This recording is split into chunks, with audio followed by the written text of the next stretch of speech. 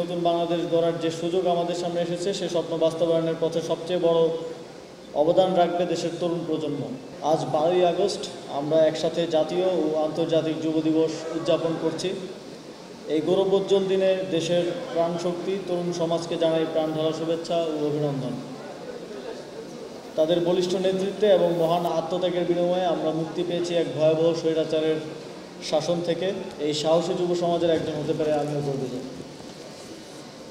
এবছর প্রথমবারের মতো আন্তর্জাতিক যুব দিবস এবং জাতীয় যুব দিবস একযোগে একই দিনে পালিত হচ্ছে।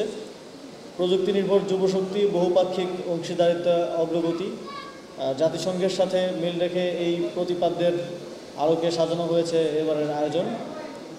প্রতিপাদ্যটি একই সাথে আমাদের ভবিষ্যৎ যাত্রার দিক নির্দেশনা। সরকার দৃঢ়ভাবে বিশ্বাস করে গণঅভ্যুত্থানের পর সাম্য, নাগরিক মর্যাদা, ন্যায় বিচার, গণতন্ত্র ও সমৃদ্ধির নতুন বাংলাদেশ গড়ার যে সুযোগ আমাদের সামনে এসেছে, সে স্বপ্ন বাস্তবায়নের পথে সবচেয়ে বড় অবদান রাখবে দেশের তরুণ প্রজন্ম। আর সেই লক্ষ্যে পৌঁছাতে প্রযুক্তি হবে মূল চালিকা শক্তি, বিশেষত বর্তমান চতুর্থ শিল্প বিপ্লবের বিশ্বব্যাপী প্রেক্ষাপটে, যেখানে প্রযুক্তি সমাজ ও অর্থনীতির পরিবর্তনের প্রধান হাতিয়ার। এই প্রতিপাদ্যের মাধ্যমে আমরা তরুণ সমাজকে বার্তা দিতে চাই, তাদের উদ্ভাবনী শক্তি ও বহুপাক্ষিক অংশীদারিত্ব দেশের টেকসই উন্নয়নে অপরিহার্য। প্রযুক্তি বলতে আমরা কোনো প্রচলিত শব্দকে ইঙ্গিত করি না, বরং বাস্তবিক প্রয়োগ এবং বিশ্বমানের প্রযুক্তির উন্নয়ন ও বিস্তারের কথা বোঝাই। এর প্রমাণ আছে সরকারের পক্ষ থেকে ইতিমধ্যে প্রযুক্তি খাতের উন্নয়নে বিভিন্ন গুরুত্বপূর্ণ পদক্ষেপ গ্রহণ করা হয়েছে।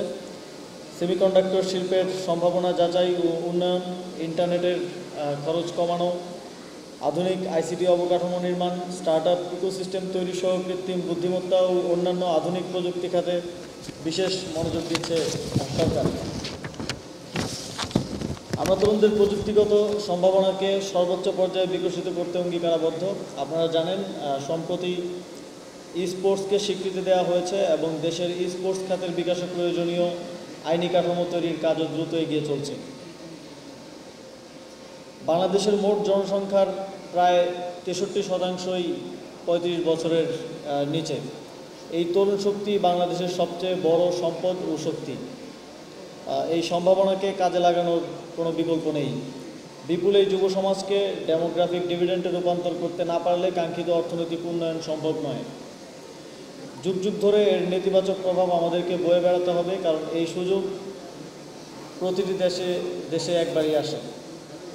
সরকার এই বাস্তবতা উপলব্ধি করে যুব উন্নয়নে প্রশিক্ষণ, ঋণ ও প্রযুক্তিগত দক্ষতা বৃদ্ধির নানা কর্মসূচি চালিয়ে যাচ্ছে। অধিদপ্তর সৃষ্টির পর থেকে 2025 সালের জুন পর্যন্ত 64টি জেলায় কার্যালয়, 70টি প্রশিক্ষণ কেন্দ্র এবং 501টি উপজেলা, মোট 83টি ট্রেডে প্রায় 74 লক্ষ যুবক যুবনারী প্রশিক্ষণ লাভ করেছে। বিভিন্ন ঋণ কর্মসূচির আওতায় এ পর্যন্ত প্রায় 11 লক্ষ যুবক 2700 কোটি টাকার বেশি ঋণ পেয়েছে। প্রশিক্ষিত যুব সমাজের মধ্যে 24 লক্ষাধিক আত্মকর্মসংস্থানে নিয়োজিত রয়েছে এবং বাকিরা দেশে বিদেশে সম্মানজনক কর্মসংস্থানে নিয়োজিত রয়েছে। তাছাড়া যুব উন্নয়ন অধিদপ্তর ইতিমধ্যে 18,000-এরও বেশি যুব সংগঠনের সঙ্গে সম্পৃক্ত হয়েছে। এর মধ্যে 5,800টি সরাসরি অধিদপ্তরের নিবন্ধিত, 2,375টি স্বীকৃতিপ্রাপ্ত এবং অন্যান্যগুলো তালিকাভুক্ত। এসব যুব সংগঠন সচেতনতা বৃদ্ধি, দুর্যোগ মোকাবিলা, ত্রাণ বিতরণ, পরিচ্ছন্নতা অভিযান, টিকা প্রদান, রক্তদান সহ বিভিন্ন সমাজসেবামূলক কার্যক্রমে অগ্রগণ্য ভূমিকা পালন করে আসছে। এছাড়া যুব সমাজের স্বার্থে সরকার বিভিন্ন প্রকল্প বাস্তবায়ন করছে, যার মধ্যে উল্লেখযোগ্য বায়োগ্যাস প্ল্যান্ট স্থাপনের প্রশিক্ষণ সংক্রান্ত ইম্প্যাক্ট প্রকল্প, ভ্রাম্যমাণ আইসিটি প্রশিক্ষণ, ফ্রিল্যান্সিং প্রশিক্ষণ প্রকল্প, যানবাহন চালনা বিষয়ক প্রশিক্ষণ। এছাড়াও